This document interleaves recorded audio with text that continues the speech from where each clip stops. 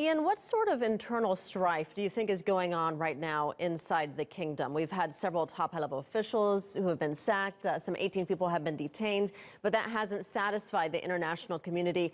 Is the investigation narrowing in on Mohammed bin Salman? And if the finger does ultimately point to him, what could be the fallout? Well, those are important questions, but the answer has to be that we don't really know. We've heard conflicting and contradictory accounts from the Saudi authorities from the very beginning of this episode, the day that Jamal Khashoggi went into the Saudi consulate in Istanbul. They are obviously in a state of considerable internal turmoil.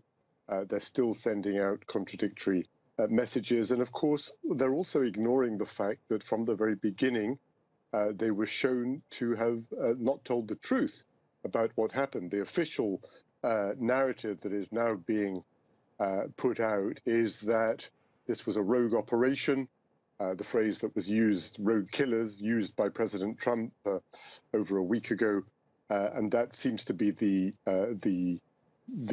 way that they're trying to explain this. The difficulty is, of course, that that isn't being accepted internationally, and we've seen a series of quite strong statements from normally friendly countries. We've had obviously the United States, but we've also heard from Britain and France and Germany, from the European Union. We've had calls for a United Nations investigation.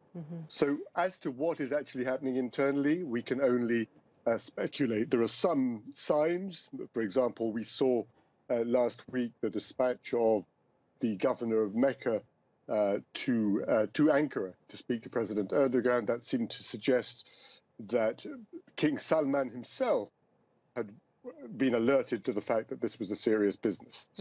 We've heard that, Crown Prince bin Salman was shocked at the international reaction.